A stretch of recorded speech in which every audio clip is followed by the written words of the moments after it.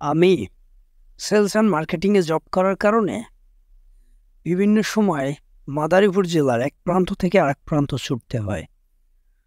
কখনো কাজের প্রয়োজনে, কখনো আমার ক্লায়েন্টদের প্রয়োজনে বা পার্টিদের প্রয়োজনে বিভিন্ন সময় বিভিন্ন দিকে ছুটে চলতে হয়।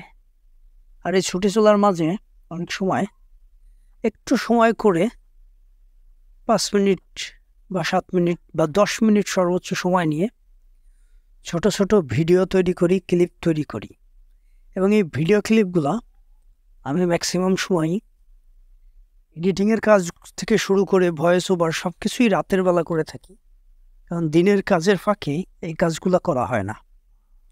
এবং রাতে কমপ্লিট করে এগুলা পরের দিন বা তার পরের দিন কোনো একটা নির্দিষ্ট সময় করে বা সময় ছাড়াও, প্ল্যান ছাড়াও যে কোনো সময় আমি আপলোড করে দিই। আপনারা অনেকে দেখেন, আপনাদের কাছে ভালো লাগে, আবার অনেকের কাছে ভালো নাও লাগতে পারে, বোরিংও লাগতে পারে, কারণ আমার কন্টেন্টগুলো অতটা ইন্টারেস্টিং না, অতটা পাওয়ারফুল স্টোরি থাকে না এর ভিতরে। আমি বিশেষ করে সমাজের বিভিন্ন বিষয় নিয়ে কথা বলি, রাষ্ট্রের বিভিন্ন বিষয় নিয়ে কথা বলি, আমাদের পারিবারিক বিষয় বা আশপাশের যা কিছু দেখা যায় এগুলো নিয়ে কথা বলতে ভালো লাগে, কারণ এটা একটা একবারে সহজ বিষয়, সাধারণ বিষয়। টু কমপ্লিকেটেড বা কমপ্লেক্স যে বিষয়গুলো আছে সেগুলো এড়িয়ে যাওয়ার চেষ্টা করি।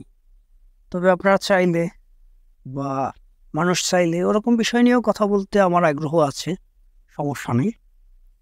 তারপরেও কিছু মানুষের কাছে আমার ভিডিও, আমার কর্মকাণ্ড ভালো লাগবে না, এটা একটা নর্মাল বিষয়, সাধারণ বিষয়, কমন বিষয়। কারণ সবাই যে আপনাকে পছন্দ করবে, সবাই আমার কথা শুনবে, এরকমটা হওয়ার কথা না। তারপরেও আপনারা অনেকেই আমাকে উৎসাহ দিচ্ছেন, আমি চেষ্টা করে যাচ্ছি কন্টেন্ট তৈরি করার, ভিডিও তৈরি করার।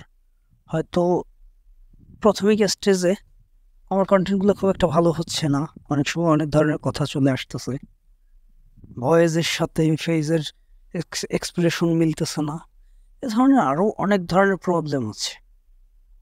এগুলো নিয়ে কাজ করতে গেলে শিখতে হয়, প্রচুর শিখতে হয়। আমি শিখতেছি, চেষ্টা করতেছি। আমি যে শুরুতেই ভালো করব এরকম কোনো কেউ হয়তো বা পারে না।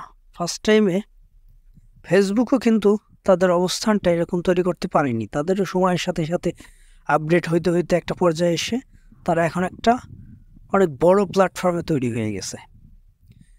এটা আমি জাস্ট এক্সাম্পল দিলাম, এটাকে আবার অন্যভাবে নেবেন না যে আমার সাথে কম্পেয়ার করার দরকার নেই, জাস্ট বোঝার জন্য, বিকজ ইট ইজ রিয়েলিটি। এখানেই অনেক কিছু লুকিয়ে আছে, অনেক কিছু জানার আছে, বোঝার আছে।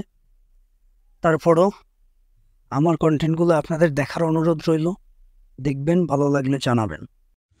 আপনাদের সাপোর্ট এবং ভালোবাসা নিয়েই এগিয়ে যেতে হবে, ভালো থাকতে হবে, ভালো রাখতে হবে। ধন্যবাদ।